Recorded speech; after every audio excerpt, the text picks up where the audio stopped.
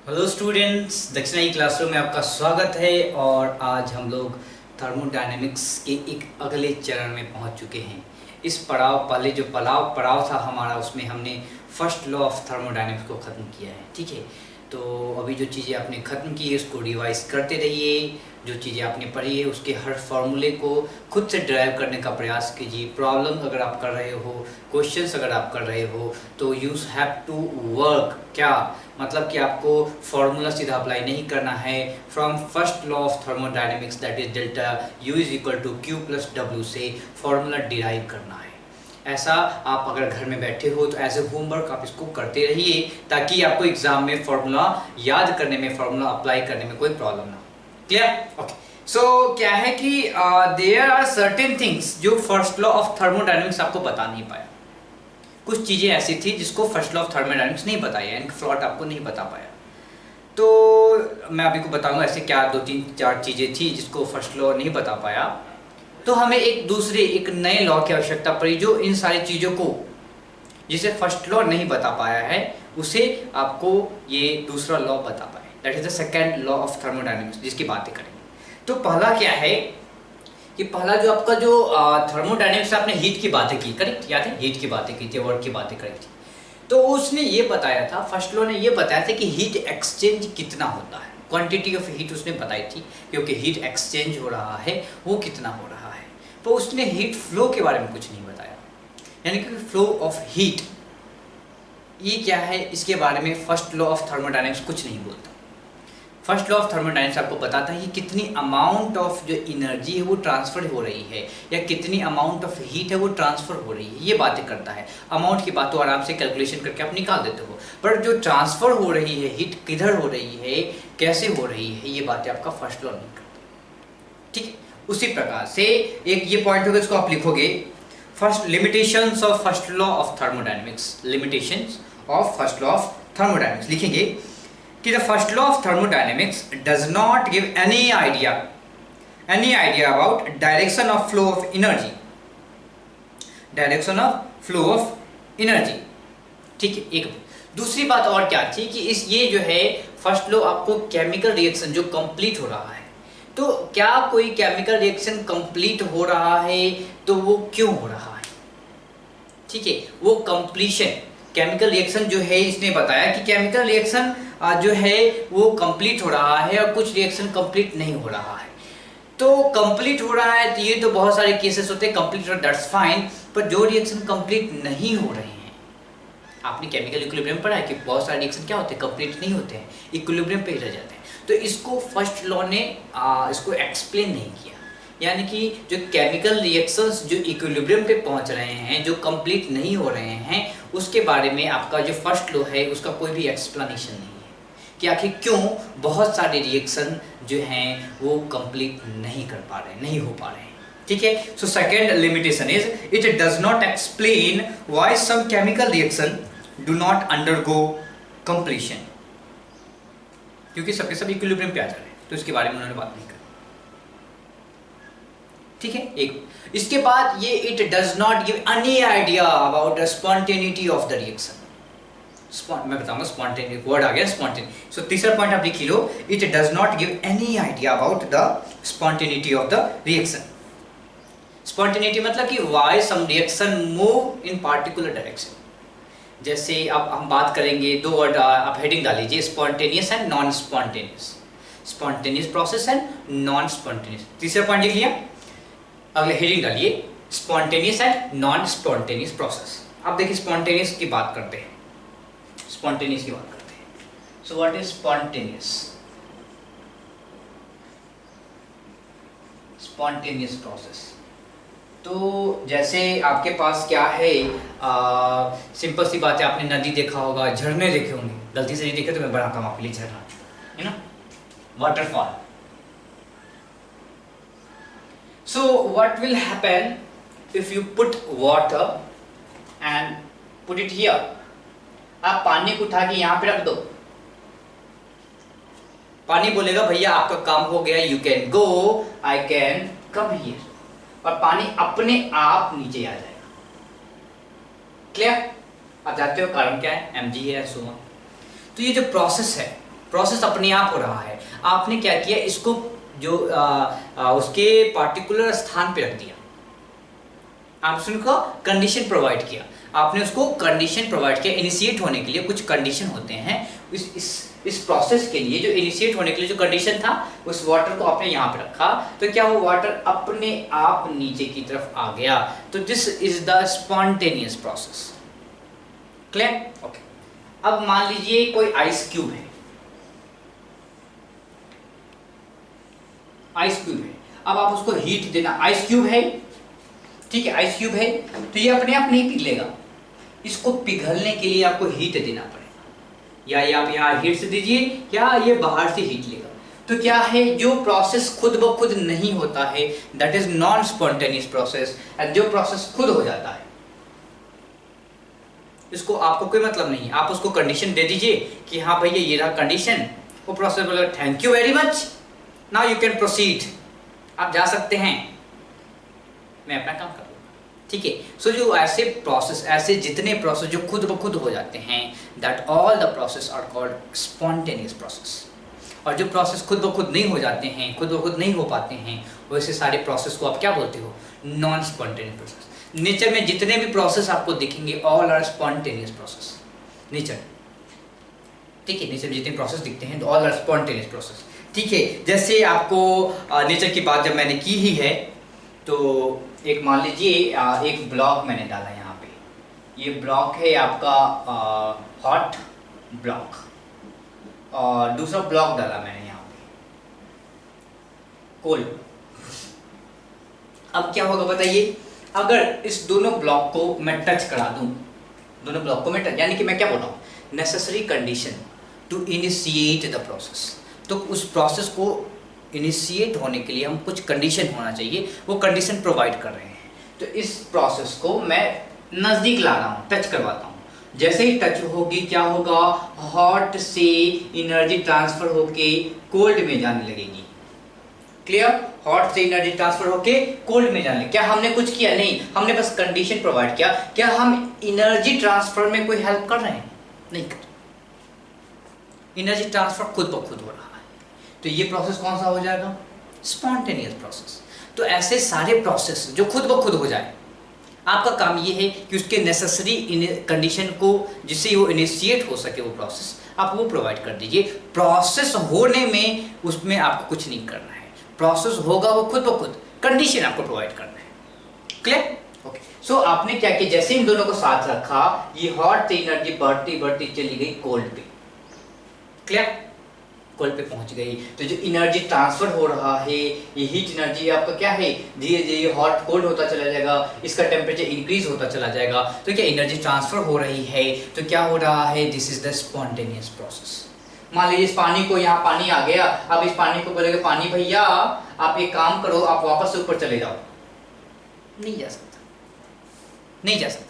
Clear? So that is पानी का ऊपर जाना इज नॉन स्पॉन्टेनियस प्रोसेस, पानी का क्या है, नीचे आना इज स्पॉन्टेनियस प्रोसेस। तो आइडिया आपको समझ में आ गया। आप इस वर्ड से आप घबराइएगा नहीं। स्पॉन्टेनियस मतलब जो, जैसे ही आपने बोला स्पॉन्टेनियस मतलब वो प्रोसेस खुद ब खुद होना चाहता है, नॉन स्पॉन्टेनियस प्रोसेस मतलब वो खुद ब खुद नहीं होना चाहता है। जैसे केमिकल रिएक्शन की बात करेंगे, आपको समझ में आना चाहिए कि वो ऐसे सारे रिएक्शन जो खुद ब खुद होना चाहते हैं, ठीक है, खुद ब खुद होना चाहते हैं। जैसे डिफ्यूजन इफ्यूजन की बात करी थी, तो अगरबत्ती आपने एक कॉर्नर में जलाया, तो क्या है कि वो एक स्पॉन्टेनियस प्रोसेस है, इसलिए मॉलिक्यूल्स क्या डिफ्यूज होकर पहुंच जाता है कहीं और।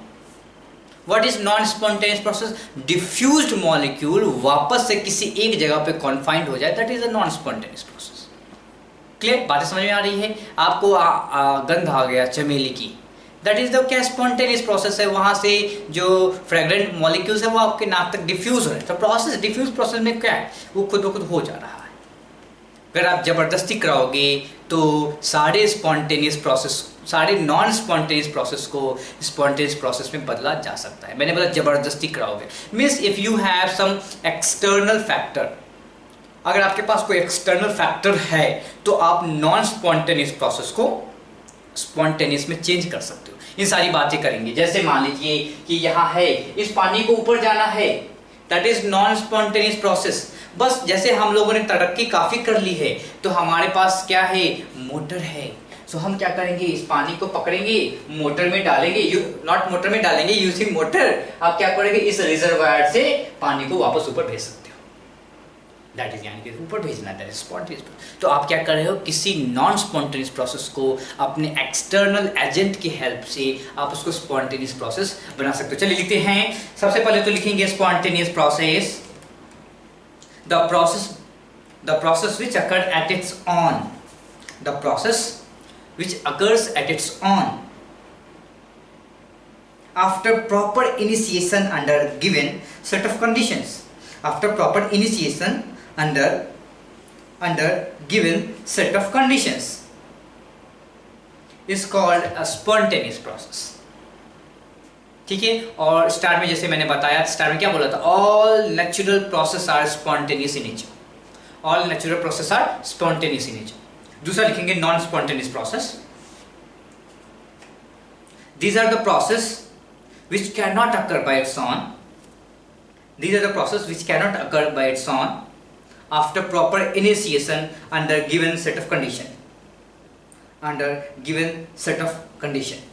यानी कि अगर आपने इसका कुछ हेल्प कर भी दिया ना, आप उसको इसके जो नेसेसरी कंडीशन पे ला भी दिए कि भैया आप हो जाओ, तो नहीं होगा, नहीं भैया आपको हेल्प करना पड़ेगा, प्रोसेस को जाने में हेल्प करना पड़ेगा। ठीक है, सो जैसे मान लीजिए कि आप नॉन स्पॉन्टेनियस प्रोसेस की बात कर रहे हो, this is non spontaneous process.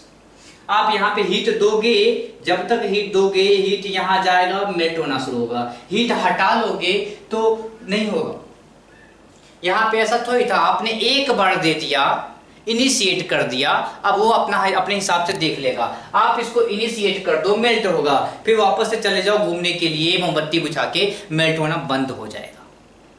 तो melting process is non spontaneous in nature. Clear? ठीक है, अभी समझ में कि स्पॉन्टेनियस और नॉन स्पॉन्टेनियस के बीच का जो बेसिक अंतर है वो समझ में आया। चलिए, अभी तक हमने जो प्रोसेस है, कोई स्पॉन्टेनियस होता है, कोई नॉन स्पॉन्टेनियस होता है, ये क्यों होता है इसके बारे में तो बात करेंगे, क्या होता है ये बातें करें, एग्जैक्टली चीजें क्या है ये बातें हो गई, समझ में आ गई। पर व्हाट आर द कौन सा ऐसा दुश्मन छुपा है इस स्पॉन्टेनियस प्रोसेस होने के या नॉन स्पॉन्टेनियस प्रोसेस के। ठीक है, so what we are going to see the driving force, driving force.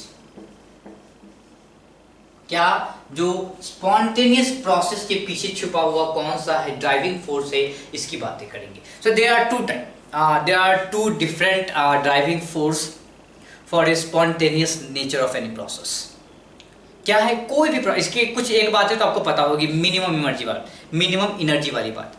आपको शायद केमिकल बॉन्डिंग अगर आप पढ़ रखे होगे, या आपने पीरियोडिक टेबल भी पढ़ा होगा, या आपने एटॉमिक स्ट्रक्चर भी पढ़ा ही है, तो आप देखोगे कि जो भी सिस्टम है वो अपने मिनिमम एनर्जी में रहना पसंद करता है, यानी कि स्टेबल रहता है। अगर उसकी एनर्जी मिनिमम है तो आप बोलोगे स्टेबल है। What does it mean? Energy is less, stability is more. ठीक है, सो कोई भी सिस्टम हमेशा अपने मिनिमम एनर्जी स्टेट में रहना पसंद करता है। तो आप क्या बोल सकते हो कि energy of system, energy is inversely proportional to stability. बोल सकते हैं क्या? जरूर बोल सकते हैं। मतलब कि एनर्जी जितनी ज्यादा, स्टेबिलिटी उतनी कम। स्टेबिलिटी जितनी ज्यादा, इसका मतलब ये है कि उस सिस्टम की एनर्जी कम। यानी कि कोई सिस्टम ए है वो एनर्जी लूज कर रही है, यानी कि वो सिस्टम बी में चली गई है, यानी कि जो बी सिस्टम होगा वो ए से ज़्यादा स्टेबल होगा।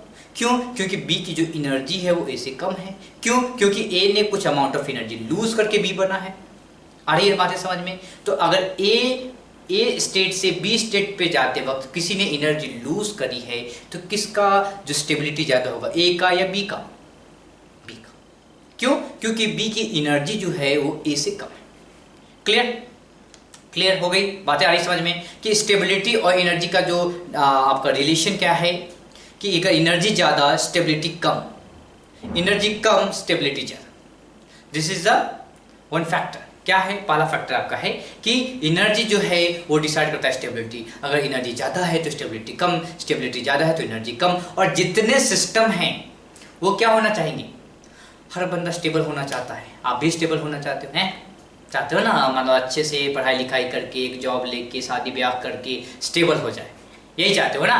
तो सिस्टम भी चाहता है कि हम स्टेबल हो जाए, आपकी तरह भी वो है। वो कैसे स्टेबल होगा? आपके पास तो भैया शादी ब्याह करने के तो मौके हैं। तो सिस्टम बोलता है कि हमारे पास मौका है, हम एनर्जी कम कर लें अपनी। तो जितना भी सिस्टम है वो क्या करता है, वो चाहता है वो स्टेबिलिटी में आए, और उसके लिए वो क्या चाहता है, उसकी एनर्जी मिनिमम हो जाए। ठीक है, जितने भी सिस्टम है वो चाहता है कि उसकी एनर्जी मिनिमम हो जाए। तो इसके लिखेंगे the driving force for spontaneous change depends on the driving force of a spontaneous change depends on two factors. पहला the tendency to achieve minimum energy, मैं लिख दूं, पहला होगा the tendency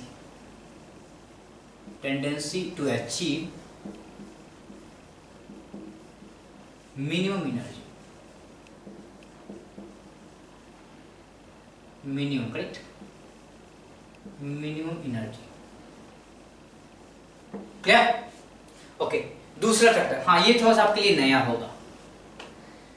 कोई भी सिस्टम क्या है, स्पॉन्टेनियस नेचर तब होता है जब वो ज्यादा से ज्यादा रैंडम हो जाता है। यानी कि कोई भी सिस्टम क्या है, they tend to get maximum randomness. ठीक है, सो दूसरा फैक्टर क्या है, tendency to achieve maximum randomness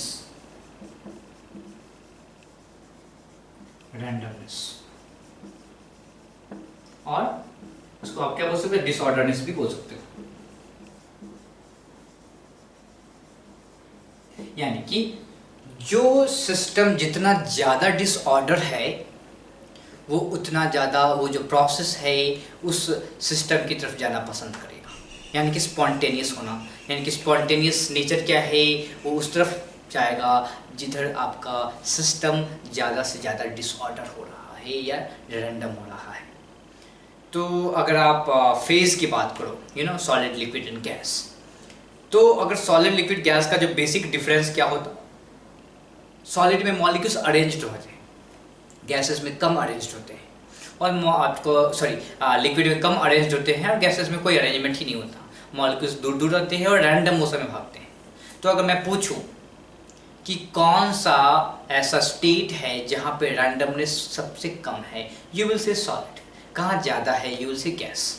clear? So अगर आप रैंडमनेस की बात करो तो किस में सबसे ज़्यादा रैंडमनेस है, आप बोलोगे सर गैस में सबसे ज़्यादा रैंडमनेस है, सॉलिड में सबसे कम रैंडमनेस है, और लिक्विड में बीच में इसका रैंडमनेस है। Clear? So this is the randomness.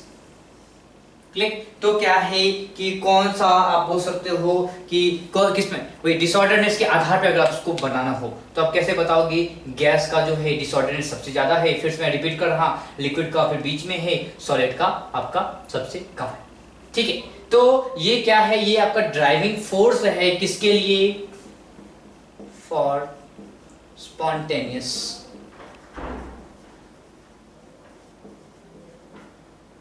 Process. ठीक है, इसको नोट करते हैं। ठीक है, इसके बाद जैसे हमने स्पॉन्टेनियस प्रोसेस की बात की, तो स्पॉन्टेनियस को बताने के लिए स्पॉन्टेनियस प्रोसेस की बात की ना, कि कोई चीज़ स्पॉन्टेनियस होता है, कोई चीज़ नॉन स्पॉन्टेनियस होता है। ठीक है, तो स्पॉन्टेनियस को बताने के लिए आपने देखा कि हमने कहीं पे रैंडमनेस या डिसऑर्डरनेस की बातें कर रहा है। ठीक है, स्पॉन्टेनियस की बातें की और उसको बताने के लिए आप इस डिसऑर्डरनेस या रैंडमनेस की बातें कर रहे हो।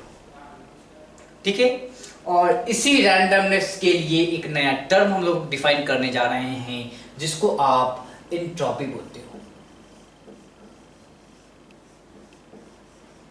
डिनोट करते हैं किससे, कैपिटल एस से।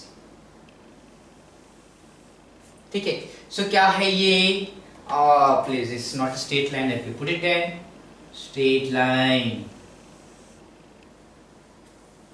क्लियर? ओके, सो इस जो आप देखो क्या है, जिसके पास रैंडमनेस या डिसऑर्डरनेस ज्यादा उसकी एंट्रोपी ज्यादा। ये जो एंट्रोपी है ये डिसऑर्डरनेस या रैंडमनेस के बारे में बताता है। तो अगर आप बोलोगे किसी सिस्टम का रैंडमनेस ज़्यादा है, उसमें उथल पुथल ज़्यादा है, इसका क्या मतलब है? वो ये कहना चाहता है कि उस सिस्टम का एंट्रोपी ज़्यादा है। ठीक है, मैं बार बार एंट्रोपी वर्ड का यूज़ करूंगा ताकि दिमाग में बैठ जाए। ये जो वर्ड है ना, थर्मोडायनेमिक्स में पहले से लेके अभी तक तो चीज़ें ठीक ठाक चलती हैं। क्यों? आप हीट की बातें करते हो, आप हीट पहले से सुन रखे हो। वर्क की बातें करते हो, वर्क पहले से सुन रखे हो। फिर आप डिफरेंट यूनिट्स की बातें करते हो, सब कुछ सही चल रहा होता है। आप आइसोथर्मल की बातें करते हो। एडियाबैटिक में थोड़ा सा दिक्कत क्या आता है? क्यों? एडियाबैटिक नया सुनते हो। तो क्या है कि सिंपल सी बात है, फैमिलियरिटी लेवल आपका अच्छा होना चाहिए। जितने ज़्यादा फैमिलियर होगे टर्म्स से, कॉन्सेप्ट से, उतने ज़्यादा ही आपको क्या है, चीज़ें आसान होती चली जाएंगी आप लोगों के लिए। क्लियर? ओके। सो ये जो एंट्रोपी है, सिंपल सी बात है, एंट्रोपी बताना चाहता है किसके बारे में? रैंडमनेस का।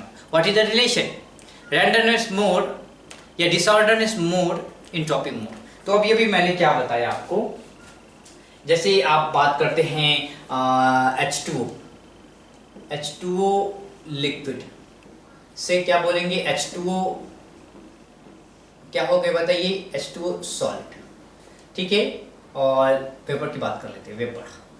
और H2O वेपर से H2O लिक्विड की बात करते हैं। गैस डाल दें, स्टैंडर्ड फॉर्म गैस। ओके। तो अब मैं ये पूछूं कि इस दो रिएक्शन में कौन सा ऐसा रिएक्शन आपको बता रहा है कि रैंडमनेस इंक्रीज कर रहा है? रैंडमनेस इंक्रीज कर रहा है। तो यहाँ पे देखेंगे कि गैस में रैंडमनेस सबसे ज्यादा होता है, फिर लिक्विड में, और फिर सॉलिड में सबसे कम होता है। तो अगर आप गैस से लिक्विड की तरफ आए तो आपका रैंडमनेस कम हो जाएगा, आपका डिसऑर्डरनेस कम हो जाएगा। यहाँ पे वापस आते हैं तो आप देखोगे क्या हो रहा है, लिक्विड से आ रहे हैं गैस में, यानी कि आपका डिसऑर्डरनेस क्या हो रहा है? डिसऑर्डरनेस आपका इंक्रीज हो रहा है। तो क्या होगा? एंट्रोपी क्या होगा? इस रिएक्शन में क्या होगा? एंट्रोपी क्या हो रहा है? इंक्रीज कर रहा है। क्लियर? एंट्रोपी क्या कर रहा है? कैसे कर रहा है? जैसे सिंपल सी बात है, लिक्विड में मॉलिक्यूल्स के जो दो मॉलिक्यूल्स एक दूसरे के काफी अट्रैक्ट करते हैं, नजदीक होते हैं तो अट्रैक्ट करते हैं। तो arrangement is bit less randomize compare to gas. Gas में तो भैया पागल हो जाओगे, गैस में रैंडम मोशन काफी ज्यादा होता है। तो रैंडम ज्यादा मतलब एंट्रोपी ज्यादा। ठीक है, ठीक है। तो अब आप इसकी बात करो, गैस से क्या है, लिक्विड में आ गया। गैस से जब लिक्विड में आएगा तो क्या होगा? रैंडम मोशन से अब उसका मोशन रिस्ट्रिक्ट हो रहा है धीरे धीरे, यानी कि रैंडमनेस कम हो रहा है। तो यहाँ क्या होगा? आप बोलोगे कि सर यहाँ पे एंट्रोपी क्या हो गया है? डिक्रीज हो गया है। ठीक है, यहाँ पे एंट्रोपी क्या हो गया है? डिक्रीज कर गया है। तो जल्दी से आप एंट्रोपी के बारे में लिखेंगे। Entropy is defined as the measure of degree of randomness or disorderness. Entropy is defined as entropy defined as the measure of degree of randomness or disorderness.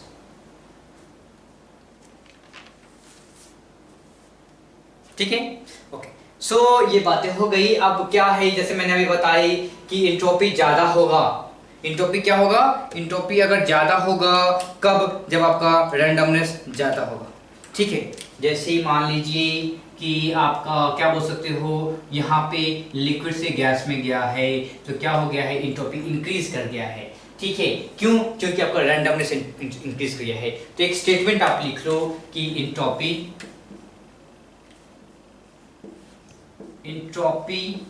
increases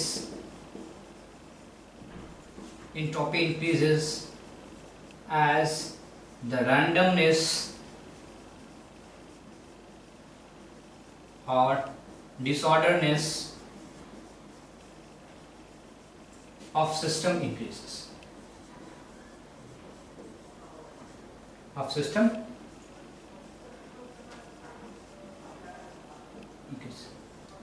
जैसे क्या है, इसको बताने के लिए आपको और बातें मैं इसके बारे में थोड़ा सा देखते हैं। जैसे एंट्रोपी की बात कर ही ली है हमने, इसके हम 2-3 बातें बात करेंगे। इसको मैं ब्लू पेन से लिख दूँ तो ज़्यादा अच्छा लगेगा, रेड से लिखते हैं, रेड और ब्लू से यूज़ करेंगे। चलिए, तो देखिए क्या है, सबसे पहले मैं बात करता हूँ एंट्रोपी की। एंट्रोपी की बात हमने की है कि इंक्रीज किया है कब? जब डिसऑर्डरनेस इसका बढ़ता है। तो ये क्या है, जैसे आपने इंथैल्पी की बात की थी, आपने इंटरनल एनर्जी की बात की, वो चीज़ जैसे कुछ लग रहा है, सिस्टम की प्रॉपर्टी जैसी लग रही है।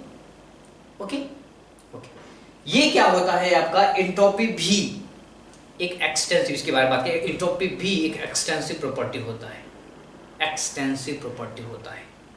ठीक है, और क्या है, ये क्या करता है, डिपेंड करता है सिस्टम पे, सिस्टम के अमाउंट पे, सिस्टम के अमाउंट पे डिपेंड करता है, सिस्टम के अमाउंट पे डिपेंड करता है। कैसे, जैसे मान लीजिए मैंने आपको ये दे दिया, एक बॉक्स दे दिया, इसमें आपको 50 चूहे दे दिए, और एक बॉक्स दे दिया, इसमें आपको मैंने 500 चूहे दे दिए। क्लियर? तो जब आप यहां पे आओगे, 50 चूहे हैं, डिफिकल्टी होगी आपको, इधर उधर भाग रहे हैं चूहे, ठीक है, क्लियर? पर जब आप इस बक्से के पास पहुंचोगे तो आप पागल हो जाओगे, सर डिफिकल्टी क्या था, पहला वाला आसान था, दूसरा वाला ज्यादा मुश्किल है। क्यों? क्योंकि वहां पर ज्यादा अमाउंट है चूहे के, ज्यादा रैंडमाइजेशन होता है, ज्यादा डिसऑर्डरनेस है। ठीक है, रैंडमनेस और डिसऑर्डरनेस ज्यादा है वहां पे। क्लियर? तो क्यों ऐसा हुआ?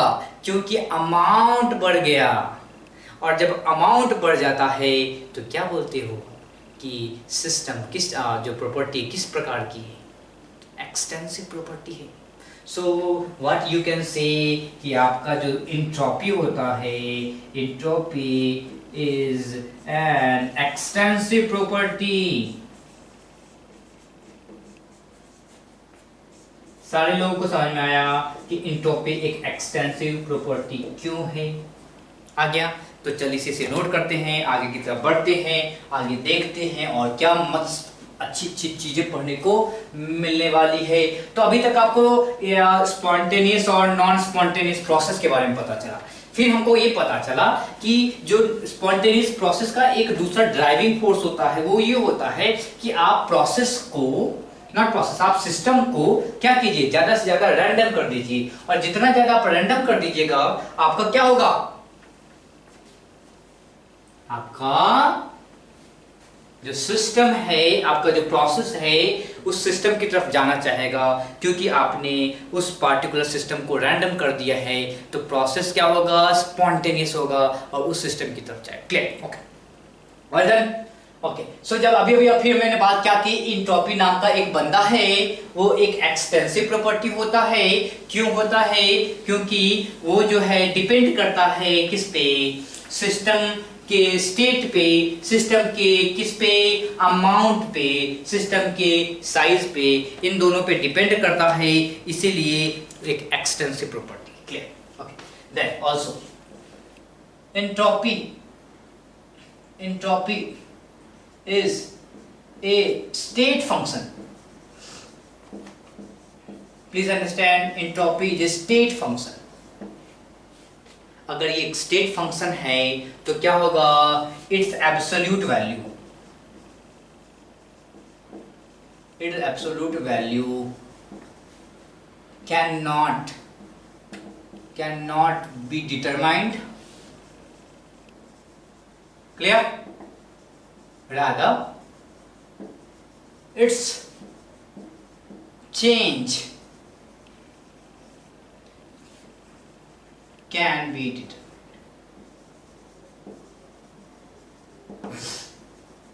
समझ में आया? यानी आप ये S नहीं बता सकते हो, यानी एंट्रोपी नहीं बता सकते।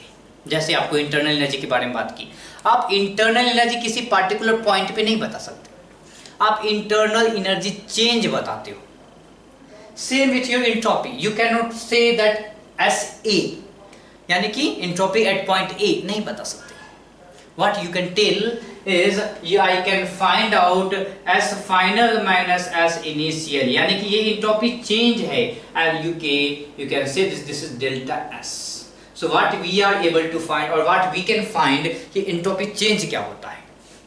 ठीक है, एंट्रोपी चेंज क्या होता है वो बता सकते हैं, एंट्रोपी एग्जैक्टली एक पॉइंट पे क्या है वो हमें नहीं पता। क्लियर? तो आपको पता चल गया एंट्रोपी चेंज क्या है, और एंट्रोपी किसी पार्टिकुलर पॉइंट पे नहीं बताया जा सकता है। अब देखिए क्या है, एंट्रोपी की बातें कर ली हमने, तो अभी थ्योरी बात करें। इंट्रोपी को मैथमेटिकली कैसे बताते हैं? इंट्रोपी को मैथमेटिकली यानी इंट्रोपी चेंज, नॉट इंट्रोपी। जब ये इंट्रोपी की बात कर रहे हैं समझ जाइए कि हम इंट्रोपी चेंज की बात कर रहे हैं, ठीक है? जैसे इंटरनल एनर्जी की बात नहीं कर सकते ना, internal energy change. Clear? Okay, so delta S क्या होता है? This is equal to always Q reversible at constant temperature.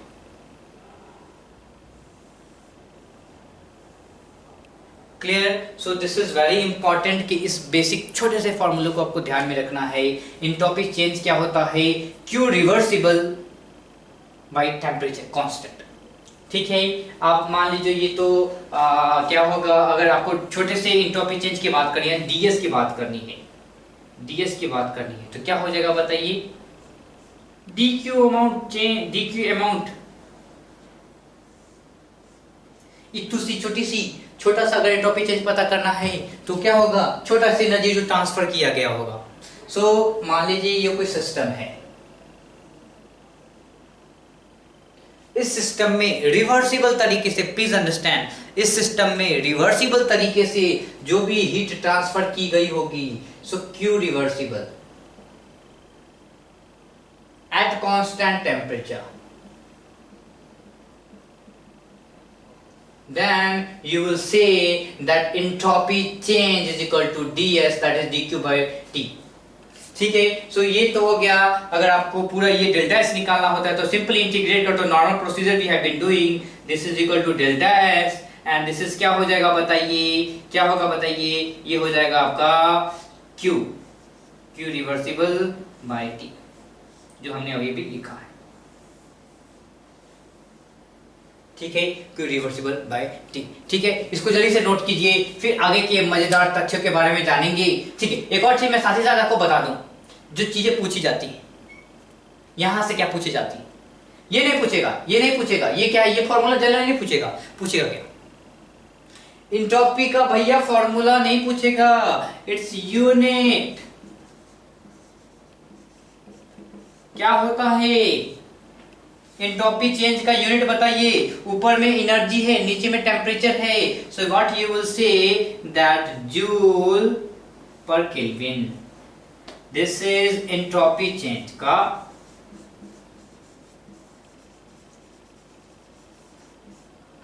Then joule per kelvin mole क्या है? Please understand, molar entropy change.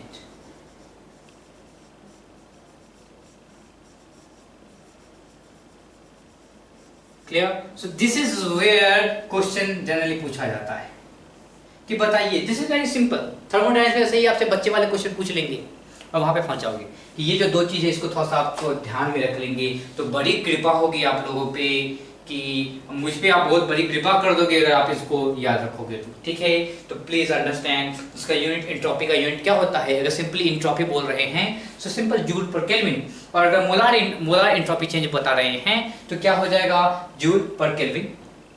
Clear? इसको जल्दी से आप नोट कीजिए, फिर हम आगे बात करने जा रहे हैं। ओके,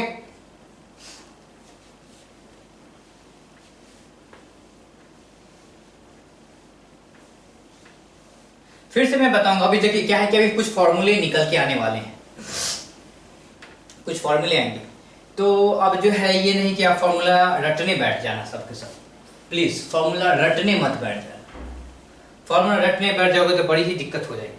ठीक है, तो फॉर्मूला रटना नहीं है। ओके, सो अब लिखेंगे calculation of entropy change, calculation of entropy change, or I'm going to write delta S. Okay, क्या होता है first law of thermodynamics? Delta U is equal to W plus क्या होगा? Q। क्लियर? सो क्या होगा Q बताइए? Q is equal to delta U delta U क्या हो जाएगा? Delta U minus W। सो डेल्टा U क्या हो जाएगा? डेल्टा U माइनस क्या होगा? Minus of P dV। और डेल्टा वी। क्लियर? सो आप क्या बोल सकते हो, delta U plus P delta V. ठीक है? ओके। अब आप मान लो डी क्यू की बात करो, ये तो क्यू है, यानी कि स्मॉल अमाउंट ऑफ क्यू के लिए, स्मॉल छोटू सा अमाउंट ऑफ क्यू चेंज के लिए क्या होगा, डेल्टा यू बहुत बड़ा है, सो डी यू लिख सकते हैं इसको, प्लस पी डी वी लिख सकते हैं, क्या लिख सकते हैं ना, कोई दिक्कत नहीं है। चलिए इसको मैं रेड से लिख देता हूं, इसको मैं घेर देता हूं। ठीक है, मैंने ऐसा क्यों किया? और हाँ प्लीज, रिवर्सिबल पाथ के लिए बात कर रहे हैं, reversible path. So where is our delta? Where is our entropy change? We have ds is equal to integration of dq reversible by t. So let's put this here. What we will be getting, integration of क्या बताइए, t, t is constant. Please understand, t जो है वो constant होता है, मैंने बताया था t constant होता है। So at constant temperature heat कितना ट्रांसफर किया गया, इंट्रोपी होता है जो मैंने लिखाया है। ठीक है, ओके। सो dq यानी इस वैल्यू को लिखते हैं, so we have du plus p dv। Her step को प्लीज फॉलो कीजिए, मैं क्या करना चाह रहा हूं। du को कैसे लिखेंगे, ds को इंटीग्रेट करना है, du को कैसे लिखेंगे बताइए। du को लिखते हैं, क्या आपको याद है इसको, ncv dt लिखते हैं क्या, प्लस क्या है pdv को कैसे लिखेंगे, pdv को pdv लिख देंगे, क्या दिक्कत है। p को कुछ और तरीके से लिख सकते हैं क्या, आइडियल गैस के हेल्प से। We have pv is equal to nRT, so v is equal to nRT divided by p, sorry हमें p को रिप्लेस करना है ना, तो p is equal to nRT by v. So what we are going to do is we are going to replace p with nRT by v.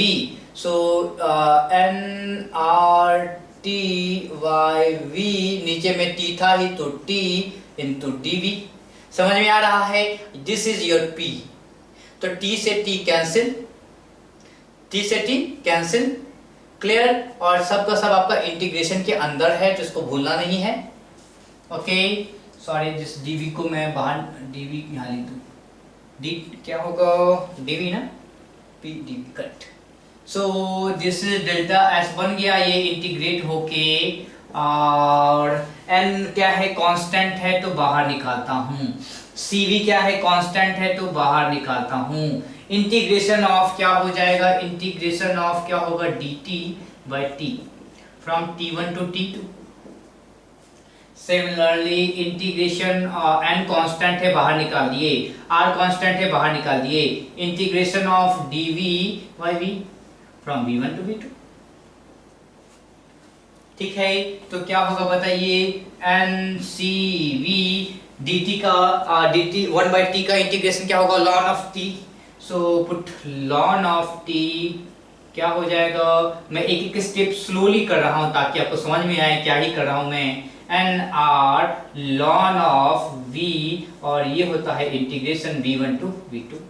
Let's put the value here, ncv क्या हो जाएगा, ln of t2 by t1 plus nr ln of v2 by v1। ठीक है, ऐसे भी लिख सकते हैं। और ये लिखने के बाद क्या है, कोई दिक्कत है क्या, कोई दिक्कत नहीं है। और अगर आपको चाहो तो यहाँ पे आप रिप्लेस, यहाँ पे v1 by v2 है तो यहाँ पे माइनस कर देगा। तो ये जो आया बड़ा ही इंपॉर्टेंट है, क्योंकि हर जगह एंट्रोपी की शुरुआत ही आप इसी फॉर्मूले से करोगे।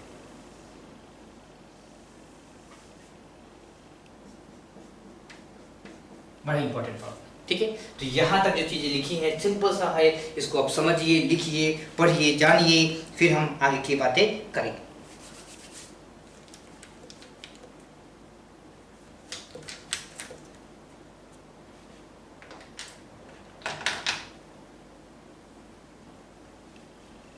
ओके,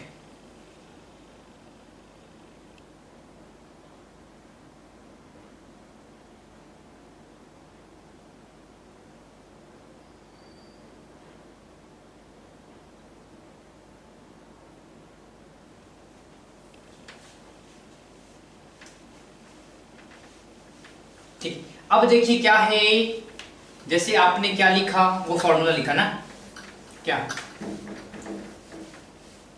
वो फॉर्मूला लिखा, कौन सा फॉर्मूला, ये वाला। इस फॉर्मूला को मैं छोड़ देता हूं एक सेकंड के लिए, फिर जो है देखते हैं। अब मैं आपको बहुत सारा डेरिवेशन नहीं कराऊंगा, प्लीज अंडरस्टैंड। अगर आपको डेरिवेशन चाहिए तो आप पर्सनली मुझसे मांग लीजिए, पूछ लीजिए। मैं क्या है कि डेरिवेशन अब नहीं कराना चाहता हूं, क्योंकि डेरिवेशन कराऊंगा तो टाइम बहुत ज़्यादा लग जाएगा, और डेरिवेशन आपके काम की भी चीज़ नहीं है। ठीक है, डेरिवेशन ज़्यादा आपके काम की चीज़ है भी नहीं, तो फिर दिक्कत हो जाएगी। इसलिए जो है सो प्लीज़ अंडरस्टैंड, आपके काम की चीज़ नहीं है तो क्यों ही ज़्यादा पढ़ना। ठीक है, अभी तक हमने क्या लिखा, delta S this is equal to N C V, क्या था, ln of T2 by T1 plus N R ln of V2 by V1। ठीक है, और ध्यान रखिए, अगर आप CV को क्या लिखते हो, CP लिखते हो, तो क्या होगा, ln of T2 by T1 plus N R ln P1 by P2। ठीक है, तो ये भी एक फॉर्मूला है। जब आप यहाँ पे CV लिख रहे हो तो यहाँ पे वॉल्यूम, CP लिख रहे हो तो यहाँ पे प्रेशर, पर प्रेशर जब आएगा तो उसका रिवर्स होगा। ठीक है, अब लोग सर ऐसे कैसे लिख दिया, मुझे तो समझ में नहीं आया। मैं आपको बताता हूँ करना कैसे है, मैं करके नहीं बताऊंगा, ठीक है, करके नहीं बताऊंगा। क्यों, सिंपल सी बात है, CV को CP में बदलने के लिए आप क्या करते हो, CP minus CV is equal to R, so CV is equal to CP minus R, put there you will get this formula। ठीक है, तो आप करके देख लो, तो आपको वो फॉर्मूला, ये जो है ये डेल्टा एस का ये फॉर्मूला आ जाएगा। ठीक है, अब देखिए, for isochoric process, for isochoric process क्या होगा बताइए। आइसोकोरिक प्रोसेस का मतलब क्या है, volume initial is equal to volume final, so V1 is equal to V2 और V initial is equal to V final. Clear, so क्या बोल सकते हैं, delta V is equal to 0। So क्या होगा इस फॉर्मूला के, यानी कि एंट्रोपी चेंज क्या होगा, delta S is equal to क्या होगा, NCV lawn of T2 by T1, और ये क्या होगा, 0 हो जाएगा। तो यही आपका हो जाएगा एक फॉर्मूला जब आप आइसोकोरिक प्रोसेस की बात कर रहे हो। ठीक है, तो जब आप आइसोकोरिक प्रोसेस की बात कर रहे हो तो आपका क्या हो जाएगा, सीखिए NCV delta NCV T2 minus T1 आपका हो जाएगा। ठीक है, NCV आपका T2 माइनस T1 आपका आराम से हो जाएगा, या आप NCV लॉन T बोल सकते हो, और इसको इंटीग्रेशन का जो आपका है T1 से T2 पुट कीजिए, सिंपल आ जाएगा, इसमें कोई दिक्कत नहीं। ठीक है, आइसोकोरिक प्रोसेस की बात करते हैं, इसके बाद हम बात करते हैं isobaric process. For isobaric process मतलब ये कि P initial is equal to P final, that means delta P is equal to 0, and that means ये टर्म आपका 0 होने वाला है। ठीक है, सॉरी करेक्ट, सो ये टर्म आपका 0 होने वाला है। सो क्या हो जाएगा बताइए, delta S is equal to NCP, क्या होगा बताइए, लॉन T2 माइनस T1। ठीक है, सो आपका हो जाएगा NCP lawn T2 minus T1। ठीक है, तो अगर आप आइसोबारिक प्रोसेस की बात कर रहे हो तो उस वाले में, नीचे वाले में, दूसरे वाले फॉर्मूला में क्या लगा दीजिए, सिंपल लगा दीजिए, ये आपका उठ के आ जाएगा। सिमिलरली फॉर आइसोकोरिक हो गया, आइसोबारिक हो गया, एक प्रोसेस हमारे पास होता है for isothermal, for isothermal process.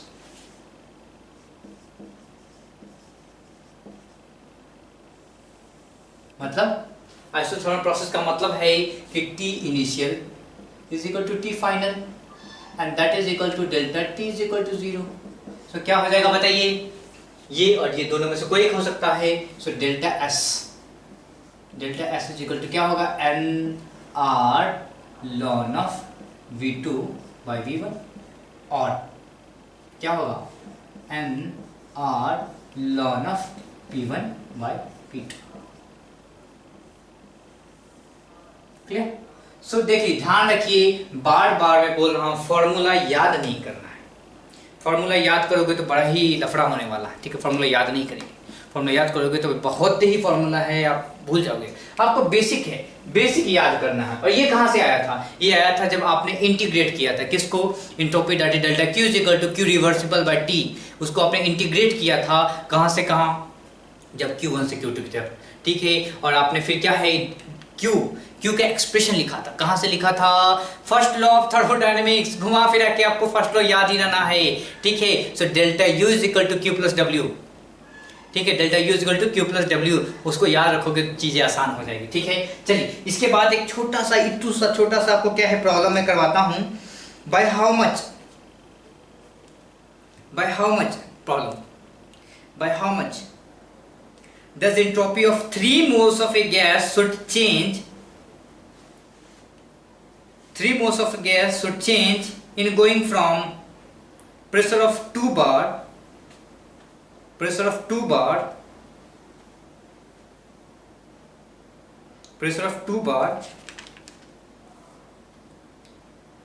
to a pressure of 1 bar without any change in temperature, without any change in temperature.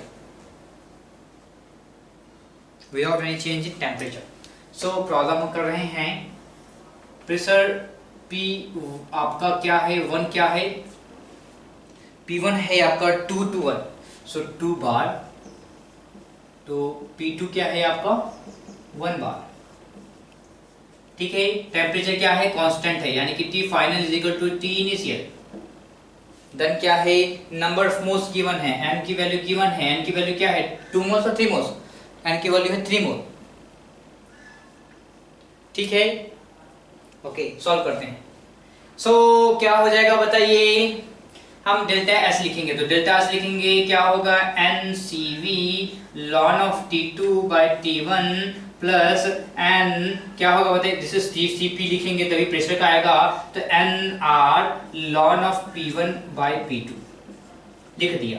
जब ये लिखा तो n की वैल्यू डालेंगे, दिस Cp की वैल्यू भी डालते थे, तो but this value is coming to be 0, तो ये होल गया 0, तो n की वैल्यू 3R ln of 2 by 1, सो क्या होगा 3R ln 2। आराम से आपका एंट्रोपी जूल पर केल्विन आपका आंसर आ जाएगा, जूल पर केल्विन आपका आंसर आराम से आ जाएगा, ठीक है। तो इसको आप समझ रहे हो, इसको आपने देखा है, ठीक है। अभी आप इसकी इन चीज़ों को जल्दी से नोट करते हैं, ठीक है।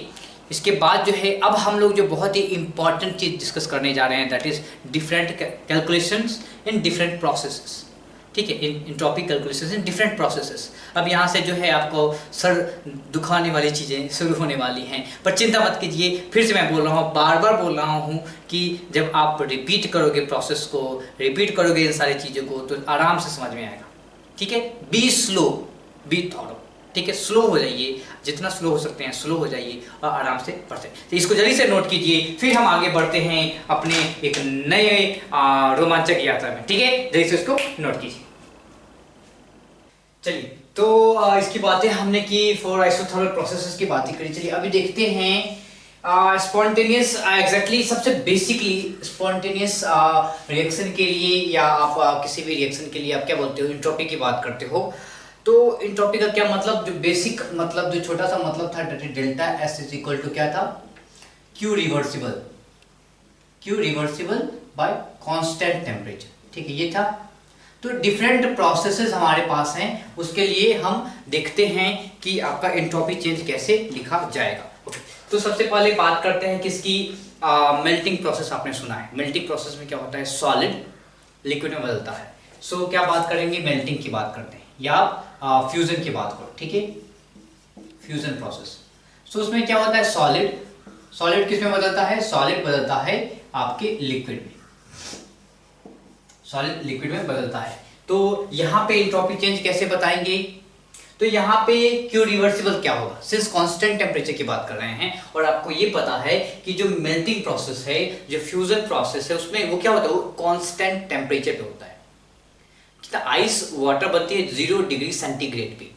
ड्यूरिंग आइस से वाटर के प्रोसेस में टेम्परेचर क्या रहता है, 0 डिग्री रहता है, क्लियर। ओके, तो यहां पे मान लीजिए जो हीट ट्रांसफर की गई क्यू रिवर्सिबल इज दिस, और आपको क्या पता है ये क्या होता है, क्यू रिवर्सिबल क्या होता है इस प्रोसेस में, Q reversible is equal to enthalpy change of fusion, यही होता है। तो क्या बोलोगे कि एंट्रोपी चेंज ऑफ फ्यूजन क्या हो जाएगा बताइए, delta H fusion divided by T, ठीक है, सही है। इसके बाद एक और कौन सा प्रोसेस होता है, वेपोराइजेशन।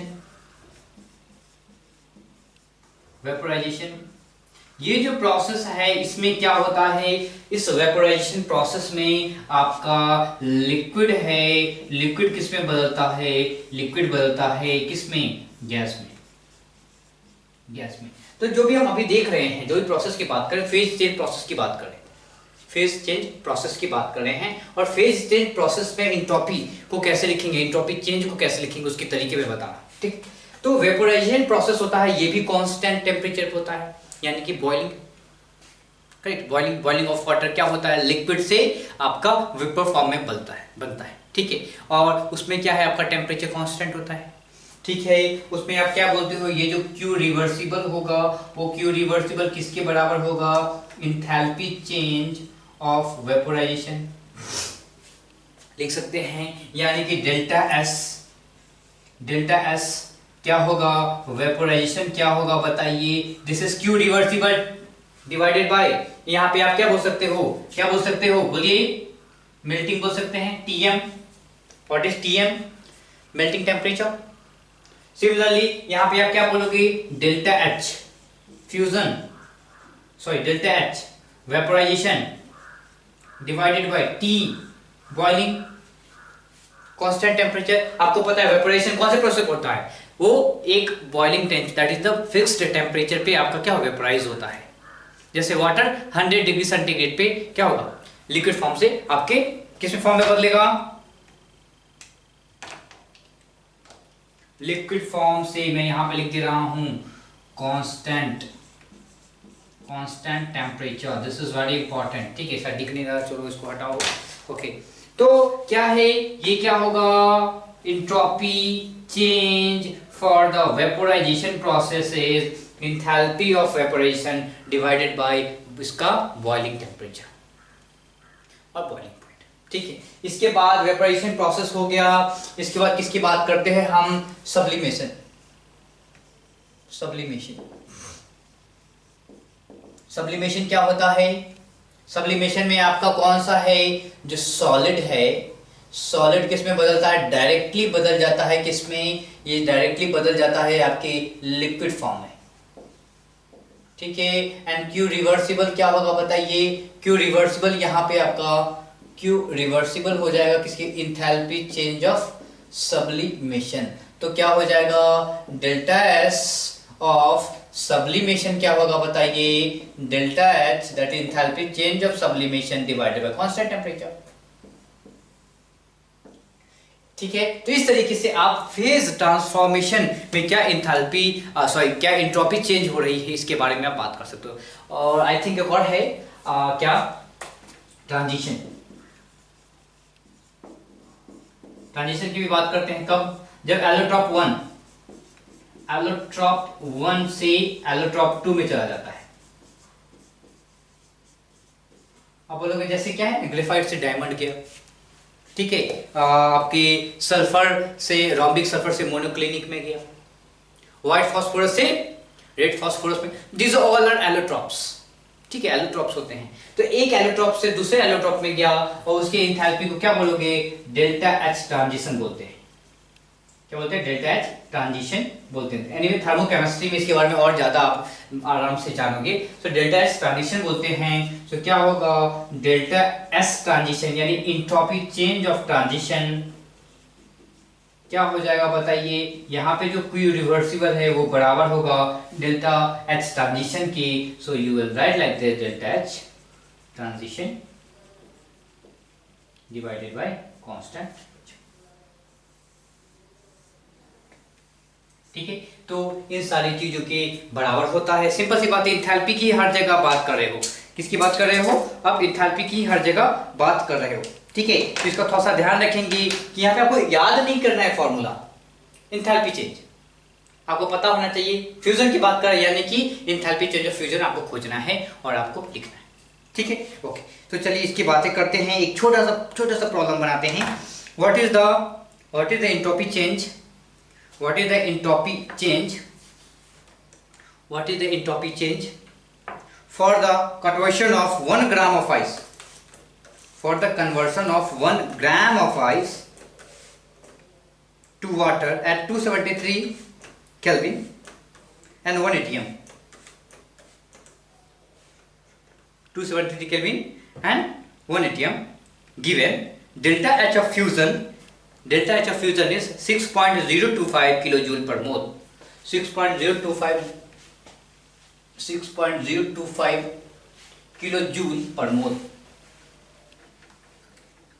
बनाइए, आपको फ्यूजन गिवन है।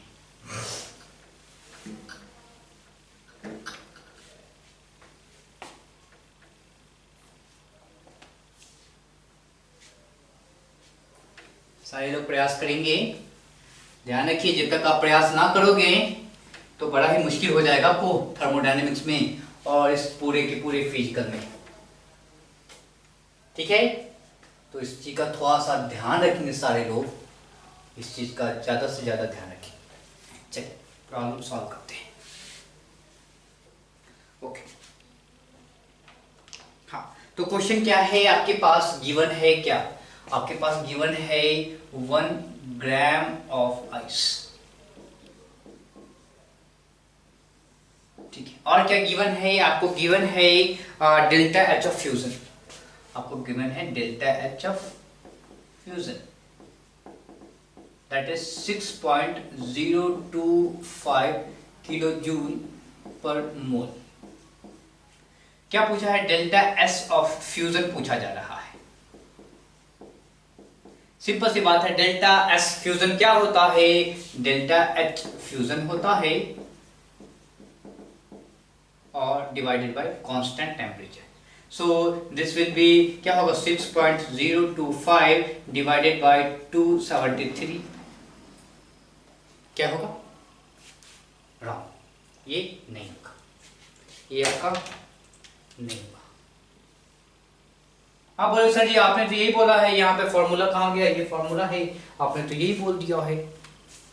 क्लियर? पर क्या है, आप ध्यान दोगे तो delta H fusion by temperature क्या आता है? आपका एंट्रोपी चेंज क्या आता है? Kilo joule. यहाँ पे क्या मोलर एंट्रोपी आएगा, दैट इज किलो जूल और जूल पर केल्विन पर मोल। ठीक है, जूल पर केल्विन पर मोल। पर क्या हमारे पास 1 मोल ऑफ आइस है? हमारे पास 1 ग्राम ऑफ आइस है, 1 मोल ऑफ आइस नहीं है। ठीक है, हमारे पास 1 ग्राम ऑफ आइस है। एंट्रोपी चेंज ये जो वैल्यू आती जब आपका 1 मोल ऑफ आइस कन्वर्ट हो जाता वाटर में, तब this much of entropy change आती। और सिंस आपको पता है कि एंट्रोपी चेंज क्या है? एक एक्सटेंसिव प्रॉपर्टी है, तो अमाउंट के लिए डिफरेंट होगी। 1 मोल के लिए डिफरेंट होगी, 2 मोल के लिए डिफरेंट होगी, 1 मोल मतलब 18 ग्राम के लिए डिफरेंट होगी और 1 ग्राम के लिए डिफरेंट होगी। ठीक है, तो 1 ग्राम के लिए डिफरेंट आनी चाहिए थी। ठीक है, तो ये जो निकलेगा ये गलत तरीका है। आप 2 तरीके से कर सकते हो इसको। इसको डेल्टा एच फ्यूजन को आप किलो जूल पर ग्राम में बदल लो डिवाइड बाय मोलार मास करके, या इसको यहाँ पे आपको मोलार मास डिवाइड करना पड़ेगा, एंट्रोपी को आप पर ग्राम में बदलना पड़ेगा। ठीक है, तो मेरा तरीका ये है कि मैं डेल्टा एच फ्यूजन जो है पर ग्राम वाला निकालूंगा। वो क्या होगा बताइए? 6.025 into 10 to the power 3 joule divided by, this is per mole, so divide by 18, so this is joule per gram. अब हम 1 ग्राम की बात कर सकते हैं, तो क्या होगा? डेल्टा एच फ्यूजन क्या है? या आप और भी बेसिक तरीका, डेल्टा एस फ्यूजन क्या होता है? डेल्टा एस क्या होता है? एनर्जी रिवर्सिबल प्रोसेस में पर टेम्परेचर ये है, ये एनर्जी कैसे निकलेगी? तो देख लीजिए फ्यूजन क्या बोल रहा है, दिस मच एनर्जी फॉर 1 ग्राम। तो 1 ग्राम के लिए क्या एनर्जी है, 1 ग्राम के लिए Q की वैल्यू आ रही है 6.025 into 10⁻³ divided by 18 into 1, so this is the amount of energy. So क्या होगा, इसकी वैल्यू यहाँ रखेंगे, क्या होगा 6.025 into 10⁻³ divided by 18 into 273, क्या होगा जूल पर केल्विन पर ग्राम। ठीक है, तो इन चीज़ों का थोड़ा सा ध्यान रखेंगे कि एग्जैक्टली क्या चीज़ें पूछी जा रही है और क्या आपको बताना है। ठीक है, ये हो गया, ये बातें आ गई समझ में। ओके, अब देखिए इंट्रोपी की बात की जाए, क्या अब बात करने जा रहे हैं change in entropy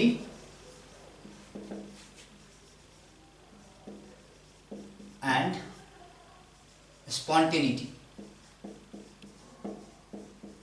spontaneous nature.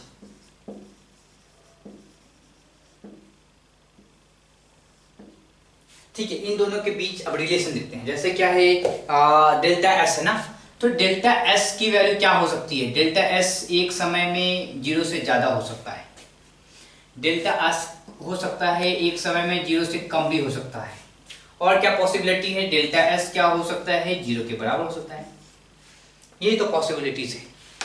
अब तीनों को एसेस करते हैं कि आखिर क्या है। हाँ, अब देखिए ये बताइए मुझे कि जब एंट्रोपी की बात जब हमने शुरू करी थी तो क्या बोला था, एंट्रोपी रैंडमनेस को बताता है।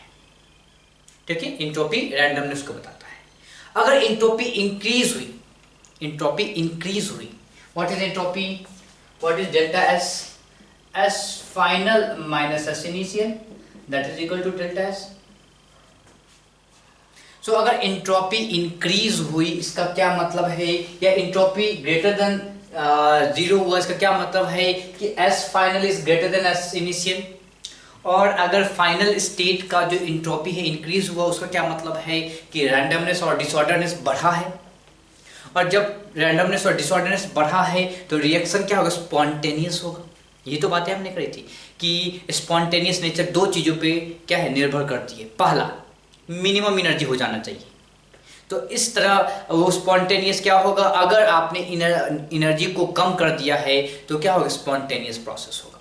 दूसरा, अगर आपने रैंडमनेस बढ़ा दिया है तो स्पॉन्टेनियस प्रोसेस होगा।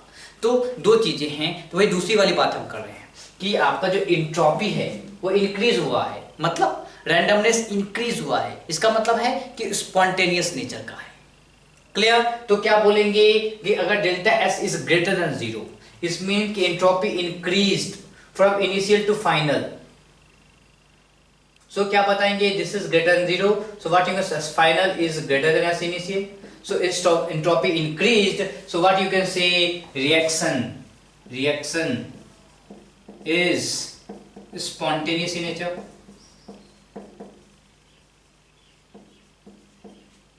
कह सकते हैं क्या, आ रही है बातें समझ में कि आपका एंट्रोपी इंक्रीज हुआ है, मतलब रैंडमनेस इंक्रीज हुआ है, और जब रैंडमनेस इंक्रीज होता है तो रिएक्शन क्या होता है, स्पॉन्टेनियस होता है। क्लियर? ठीक है। सिमिलरली अगर यहां बात करें तो क्या होगा, एस फाइनल यानी कि S final minus S initial is less than 0।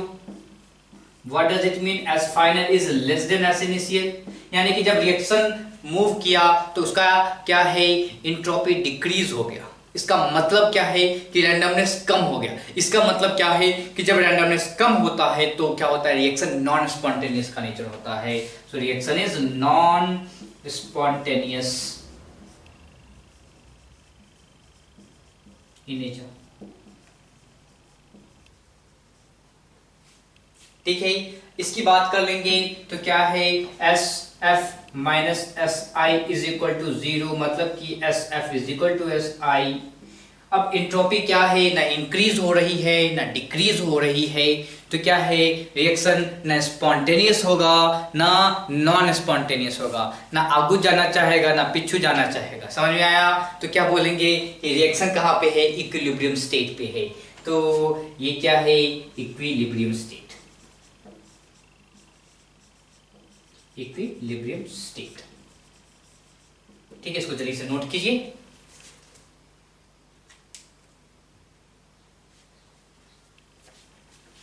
ठीक है, रिएक्शन इज क्या है, इक्विलिब्रियम स्टेट पे है जब आपका एंट्रोपी चेंज जो है वो 0 हो जाता है। अब मैं एक स्टेटमेंट लिखने जा रहा हूं, आप लोगों को बताना है कि ये जो मैंने लिखा है वो गलत है वो या सही है, ठीक है। और उसको मैं रेड कलर से लिखूंगा जो कि काफी इंपॉर्टेंट है।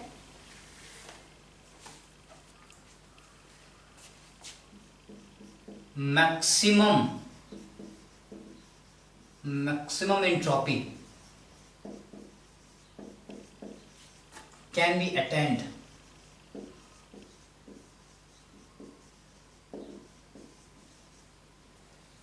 at equilibrium state। आपको बताना है कि ये जो स्टेटमेंट है maximum entropy can be attend at equilibrium state is correct, wrong, आपको पता नहीं है, कैसे मानेंगे, कुछ भी बताएंगे, कुछ भी बताएंगे। इस पार्टिकुलर स्टेटमेंट के बारे में आप बताएंगे, कमेंट करके बताइए कि आपको समझ में आ रहा है कि नहीं आ रहा है। और ये जो स्टेटमेंट मैंने लिखा है इसका जो आंसर होगा यस होगा या नो होगा, ये स्टेटमेंट ट्रू है या फॉल्स है। जल्दी प्लीज सारे लोग।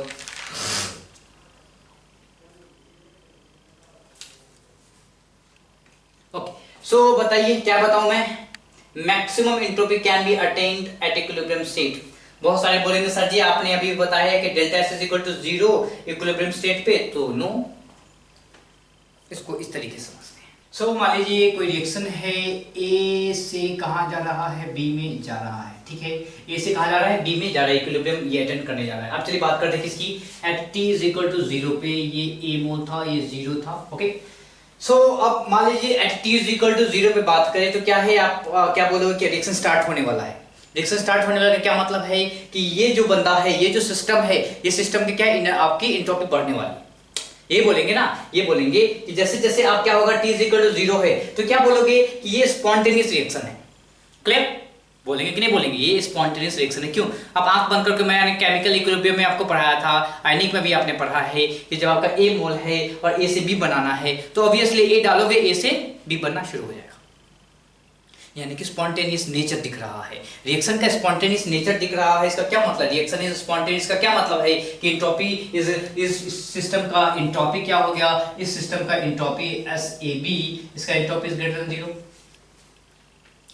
क्लियर, यानी कि इस सिस्टम का एंट्रोपी अभी क्या है, ग्रेटर देन 0 है। अब ये जो आपको दिख रहा है इसका एंट्रोपी ग्रेटर देन 0 तब कब तक रहेगा, यहाँ पे क्या दिख रहा है, एंट्रोपी बढ़ रहा है, ये तो दिख रहा है ना। स्पॉन्टेनियस नेचर का क्या मतलब है कि एंट्रोपी बढ़ रहा है, ग्रेटर देन 0, एंट्रोपी चेंज ज्यादा, इसका मतलब एंट्रोपी फाइनल क्या हो रहा है, ऐसे नेचर से ज्यादा है, ठीक है। अब ये जो आपको स्टेटमेंट दिख रहा है वो कब तक होगा, कब तक बढ़ता रहेगा, जब तक वो इक्विलिब्रियम अचीव ना कर ले, यानी बढ़ता रहेगा, बढ़ता रहेगा, कहां तक बढ़ता रहेगा, जब तक इक्विलिब्रियम अचीव ना कर दे, और जब इक्विलिब्रियम अचीव कर देगा तो फर्दर वो एंट्रोपी नहीं, डेल्टा एस की बात नहीं कर रहा मैं, एंट्रोपी की बात कर रहा। तो जब फर्दर आपका जब इक्विलिब्रियम अटेंड कर लेगा तो वो फर्दर एस नहीं बढ़ेगा, तो आप क्या बोलोगे कि at equilibrium entropy attains its maximum value. Please note this, क्योंकि कभी कभी आपसे क्वेश्चन में सीधा पूछ लिया जाएगा, ठीक है, तो इसको थोड़ा सा ध्यान से रखेंगे, ठीक है। सारे लोग अंडे खाते हो, वेजिटेरियंस हो, ओके कोई बात नहीं है, पर अंडे के बारे में जान लो थोड़ी सी बातें। तो हम बात करने जा रहे हैं किसकी, boiling of egg, boiling of egg, okay. So अंडे से आज अपने टॉपिक को खत्म करेंगे, क्या है इसकी बातें करते हैं। Boiling of egg is a spontaneous process और नॉन स्पॉन्टेनियस प्रोसेस। मैं लिख देता हूं कि ये जो आपका एग है, ये क्या होता है, बिफोर बॉइलिंग लिक्विड स्टेट में रहता है, और बॉयल जब कर देते हैं तो किस में चला जाता है, सॉलिड में चला जाता है, यही तो होता है ना, मतलब ऑलमोस्ट सॉलिड की बातें करते हो। तो आप बताओ कि जो प्रोसेस हो रहा है वो क्या है, लिक्विड में है या सॉरी, ये जो आपका बॉइलिंग प्रोसेस हो रहा है तो इसका एंट्रोपी चेंज डेल्टा एस के साथ क्या हो रहा है, लिक्विड से सॉलिड स्टेट में जा रहा है, तो डेल्टा एस के साथ क्या होगा? तो आप बोलोगे सर जी कुछ ही सालों पहले आपने पढ़ाया है कि जब भी आप लिक्विड से सॉलिड स्टेट में जाते हो तो क्या होता है, एंट्रोपी चेंज डिग्री, क्योंकि लिक्विड स्टेट में मोर रैंडम मोशन होता है और सॉलिड स्टेट में लेस रैंडम मोशन होता है। तो आप बोल सकते हो कि एंट्रोपी क्या होगा, डेल्टा एस क्या होगा, बताइए? डेल्टा एस लेस देन 0 होगा, ये बोलेंगे। तो प्रॉब्लम कहाँ है? प्रॉब्लम ये है कि आप लोग वेजिटेरियन हो, ये प्रॉब्लम नहीं है। प्रॉब्लम ये है कि आप थोड़ा सा बायोमोलिक्यूल्स नहीं पढ़े हो, थोड़ा सा बायोलॉजी थोड़ा सा कम पढ़े हो। बायोलॉजी मतलब ये कि जब बॉइलिंग ऑफ एग की बात कर रहे हैं तो आ गया यहाँ पे एग, और एग के अंदर क्या होता है ये हमें जानना पड़ेगा। एग के अंदर क्या होता है, आप प्रोटीन्स के लिए एग को खाते हो, किसके लिए? प्रोटीन्स के लिए, ठीक है। तो प्रोटीन्स के लिए खाते हो, तो अब हमें ये बताओ कि ये जो प्रोटीन्स होते हैं इनसाइड एग कैसे होते हैं, किस तरीके से होते हैं?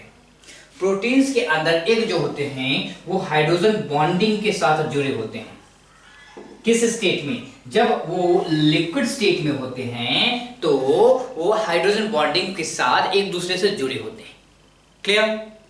फिर से समझिए, जब एग में प्रोटीन्स होते हैं वो लिक्विड स्टेट में हाइड्रोजन बॉन्डिंग से एक दूसरे के साथ जुड़े होते हैं, ठीक है।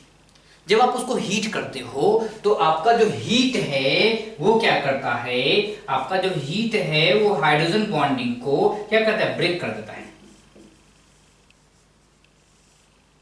क्लियर? तो आपका हाइड्रोजन, जैसे आपका प्रोटीन है, let's talk about hydrogen bond.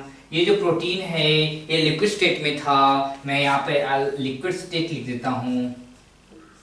अब जब आपने इसको हीट दिया तो ये क्या हो गया, इनके बीच का बॉन्ड टूट गया। आपको पता है ना कि कोवैलेंट बॉन्ड से थोड़ा सा हल्का सा मतलब थोड़ा सा कमजोर होता है हाइड्रोजन, उसको आराम से थोड़ा वाटर में होता है हाइड्रोजन बॉन्डिंग, अमोनिया में होता है, everything you know fine. So liquid state में है, जैसे ही आपने हीट दिया ये हाइड्रोजन बॉन्ड टूट गया, तो अब भैया आपका जो पी इस रूप में घूम रहा है, इवन दो सॉलिड जैसा दिख रहा है, बट आपका जो प्रोटीन्स है अब मोर रैंडम तरीके से है। तो रैंडमाइजेशन और रैंडमनेस और आपका डिसऑर्डरनेस बढ़ गया है। ये जो बेचारा डिसऑर्डर नहीं था, मोर अरेंज्ड वे में आपका प्रोटीन था, अब आपका अरेंज्ड वे में प्रोटीन नहीं रहा है, क्योंकि आपने बॉन्ड को तोड़ दिया है, आपने रस्सियों को तोड़ दिया है। तो क्या है, मॉलिक्यूल्स इधर उधर भटक गए हैं। सिंस आपने रैंडमनेस बढ़ा दिया है, इसीलिए क्या हो गया है, एंट्रोपी बढ़ गई है। रैंडमनेस बढ़ा दिया है इसीलिए एंट्रोपी आपने बढ़ा दिया है। इसीलिए बॉइलिंग ऑफ एग क्या होता है, बॉइलिंग ऑफ एग आपका डेल्टा एस नेगेटिव नहीं होगा, डेल्टा एस क्या होगा, पॉजिटिव होगा। मैं बड़े से डब्बे में लिख देता हूं कि delta S is greater than 0। ठीक है, सो प्लीज अंडरस्टैंड कि हम किस चीज की बात कर रहे हैं, कैसे समझ रहे हैं कि कोई भी रिएक्शन, कोई भी प्रोसेस उसका एंट्रोपी इंक्रीज कर रहा है या डिक्रीज कर रहा है, आपको इसको समझना पड़ेगा। ठीक है, तो यहाँ तक की बातें जो आज हमने बातें करी थी, सेकंड लॉ का शुरुआत किया, और फिर हमने एंट्रोपी का डिस्कशन किया, हमने रैंडमनेस का डिस्कशन किया, फिर हमने कुछ प्रोसेसेस उसमें एंट्रोपी क्या होती है उसके बारे में जाना। फिर हमने जो एक फॉर्मूला लिखा था delta S is equal to क्या था बताइए, NCV ln T plus NR ln V, you know T2 to T1 and V2 to V1 वाला। ठीक है, क्या होगा, NCV ln T2 by T1 plus NR ln V2 by V1। ये वाला फार्मूला था, इसका यूज करना है। और ये फार्मूला कैसे, इसको भी पता रखेंगे, और इस फार्मूला को ध्यान में रखेंगे, और प्रोसेस के आधार पे इस फार्मूला का यूज करेंगे। आइसोथर्मल मतलब T2 by T1 क्या होगा, 1 होगा, तो लॉन की वैल्यू 0 हो गई। आइसो बारीक प्रोसेस है तो उसमें क्या होगा, P1 by P2 क्या होगा, 0 हो जाएगा, मतलब P1 by P2 1, so lawn की वैल्यू 0। सिमिलरली आपका आइसोकोरिक प्रोसेस है, उसमें क्या होगा, V2 by V1 1 होता है, तो लॉन की वैल्यू 0 होती है। इसलिए तो आपको पता चल गया, आइडिया लग गया कि कैसे फॉर्मूला आ रहा है, तो इसका प्रैक्टिस करते रहिए। फिर जो है हम अगले लेक्चर में कुछ न्यूमेरिकल्स करेंगे, तो आपको उसका यूज समझ में आएगा। साथ ही साथ अगले क्लास में हम डिफरेंट प्रोसेस के लिए जो है एंट्रोपी कैलकुलेशंस देखेंगे, और कुछ ग्राफ्स हो सकते हैं, ग्राफ को भी देखेंगे। ग्राफ तो बहुत कम है, बट एंट्रोपी के डिफरेंट प्रोसेस के लिए एंट्रोपी कैसे कैलकुलेशन करते हैं उसकी बातें करेंगे। और अंत में गिव्स फ्री एनर्जी, इसका भी नाम आपने कहीं ना कहीं सुना होगा, केमिकल इक्विलिब्रियम में सुना होगा। तो गिव्स फ्री एनर्जी, उसकी भी बातें हम अगले लेक्चर में या उसके अगले लेक्चर में करेंगे, ठीक है। तो चलिए आराम से मजे से पढ़ते रहिए और नोट्स रिवाइज करते रहिए, ठीक है। चलिए विदा लेते हैं और मिलते हैं आपके अगले नए लेक्चर में। Thank you very much.